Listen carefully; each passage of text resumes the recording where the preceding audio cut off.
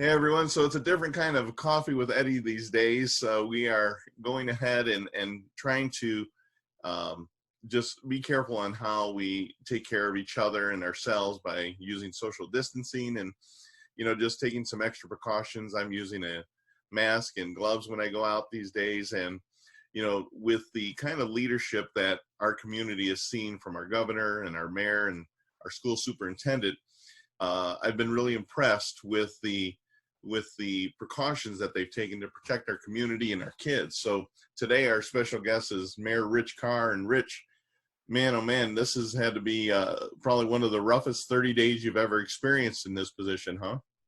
Absolutely, and it's not getting easier, Eddie. So let's talk about how this all started. It seems like March 6th, I think, was probably when this all started coming down. Yeah, we actually were ahead of that date and worked with the Maumee City Schools, Maumee Churches United, the Senior Center, our police division. And so we had in place that we would have had childcare if it was necessary. We have our police officers contacting the elderly on a daily basis to make sure they're okay. We're working with the Senior Center to make sure meals are getting delivered. We were actually in pretty good shape getting into it. Now I think is becoming the more difficult part, not for the city. I think we're fine, other than the fact that there's obviously going to be a huge drop off in income tax revenue. We'll deal with that.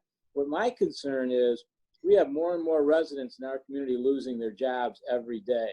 And it's not just their loss of income. It's a psychological impact to go home and say, I don't have a job. And as this lasts longer and longer, it becomes more and more difficult. So, you try to do different things. We had it on the Facebook page. We suggested people put pictures of something that makes them happy.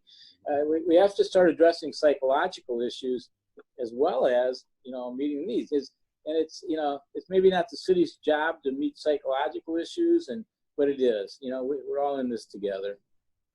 Well, yeah, I mean, psychological issues, just what it does for the spirit, your sense of hope and what's going on with your family and with work. And, as drastic as this is, I truly feel like I hope that this is a relatively short-term problem, 60 days, 90 days. And I guess when I think about things that have happened recently, like the recession seemed to go on forever.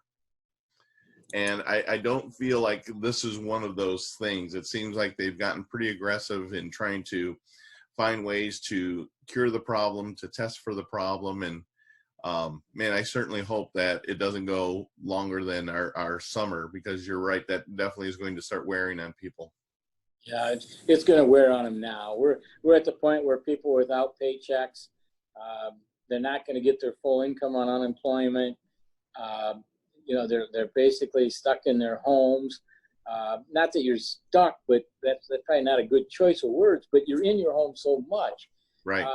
You need to get out. You need to get that sunshine, the fresh air. You have to be able to feel good. And if you're not working and you get depressed, it just kind of compounds itself. And so that's what one of my biggest concerns is for the residents of our city, is just surviving this from that standpoint. I think we're going to reach out. We're going to try to make sure people are getting fed. We're going to do all those things we can do. But the biggest thing, I think, is people calling each other, talking to each other. We take for granted. We got cell phones and you can text. That's not the same as talking with someone. And I think from our standpoint, call people because somebody may need a telephone call. Yeah. And that's what I think. As residents, I think that's the biggest thing we can do. Yeah. So the city has taken, it seems to be, a lot of precautions and have added some services. What are some of the things that are going on today that residents of Maumee can take advantage of if they need help? Well, one of the things that first of all was we still have it set up with our schools. If somebody does have to have child care because they've lost a position and had to go work someplace else or whatever, through our churches, through the Maumee churches, a number of them have said they'll take on a few children at each site. So far, nobody's had to use that, but it's still there. For our seniors, the Senior Center is providing meals. Our schools are providing breakfast and lunch, and they're going to continue to do that. We have our police officers call all the elderly we know who do not have family in the area. They're calling them on an every day to every other day basis. And what they found out at first, they said, I'm fine. I really don't need it. As times went on, they've needed it. And so we're now at the point where I think we're going to be delivering more meals to seniors. And we've had community people volunteer from way back when we started this process. We had that in place. So that's where we stand today. I think as a city, we're well prepared. I have a phone conference with the governor tomorrow morning at 10 o'clock. And every day we get something different. And when we do, we have to adjust. And I have said that one of the things I'm struggling with is trying to keep our city employees working. And we're not going to have people get paid to be at home because our residents don't get that. So we've taken our service division employees and have them working 2 different shifts. They never did that. They all worked days. Now we got days and evenings. Our police officers who are now had their jobs changed. We're taking some of our other employees and moving them to different positions. So, and we're doing work. We're keeping people working the best we can, but it's difficult. I don't want to have to furlough an employee. Cincinnati just furloughed 1,700. Akron just furloughed 1/3 of theirs. There's other communities in this area that are talking about furloughing. And maybe we have to do that, but I'm doing everything we can to try to go as long as we can without doing that. I want to provide the services for our residents, and we can't do that without our employees working. So one of the side, I guess, I'll call this a benefit to this, is the lessons that we can teach our children. And one of the things that we've talked to our kids about is leadership. And as you know, our kids have gotten involved with a lot of things at school. And one of the things we've tried to tell them is leadership is also being in a position to do the hard thing, to make the hard choices, because I'm sure in your case or in the governor's case, sometimes the choice is between horrible and terrible, but a decision has to be made. You're absolutely right. And that goes with the job. I'm fine with that. That part doesn't bother me. But you still, I talked with our staff yesterday, and I said, look, I'm not singling anybody out, but we have a lot of single parents in our community who, if they lose their job, they might have moved into Maumee, into a home that they're struggling to be able to make the payments on because they wanted to have their children in a safe community with good schools. Mm-hmm. That's how my family came to Maumee. Mm-hmm. They bought a house they probably really couldn't afford. Mm-hmm. And gave me the opportunity to be the first one to ever graduate from college in my family. Mm-hmm. They were providing children the same opportunities, but if the single parent loses their job, it's devastating. Mm-hmm. And we have to be very compassionate in what we're doing and understanding that, people are not getting paid to sit home. And you could say, well, the safest thing would be send everybody home and pay them. You can't do that. And it's a struggle. It really is. So I know that meals are available through the schools. How about the meals for the seniors? How can people participate in helping with delivery on that? Who would they call? If they would call Officer Wendy Newsom, who's our Senior Resource Officer, at 419-897-7027. And she can arrange for a list. She has a list she's keeping. And I've talked with her the last couple of days, and she said she hasn't had to use them, but she said we're getting to the point where the senior center is getting more and more. They also can call the senior center, and they will put them on the list. And also remember for our schools, if you have children, maybe they're not even school age, if you contact the Maumee City Schools, they'll make sure they're getting breakfast and lunch if you're not able to provide it for them. And that includes weekends too. They leave a package to try to help out on the weekends even. So I give a lot of credit to Dr. Kramer and his, it's been everybody, Eddie. I mean, Dr. Kramer and the schools have bent over backwards to not just do what they're doing for their children in the schools, but then the Maumee Churches United. Everybody I've called has said, whatever you want us to do.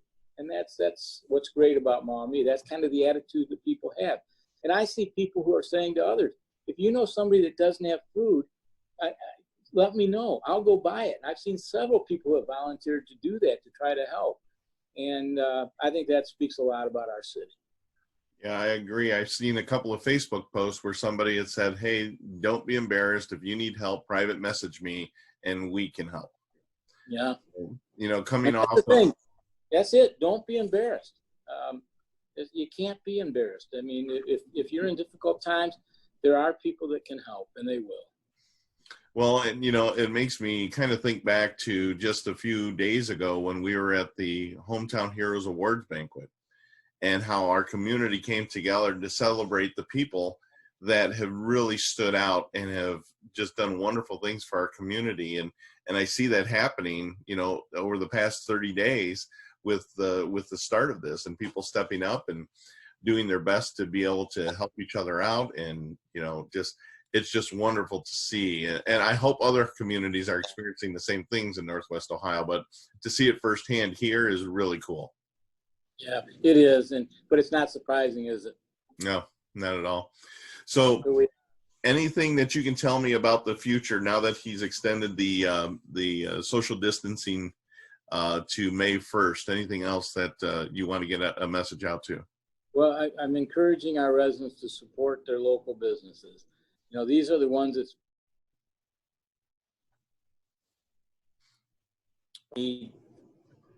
There you are. I got you back. Yeah, we got blacked out there for a second.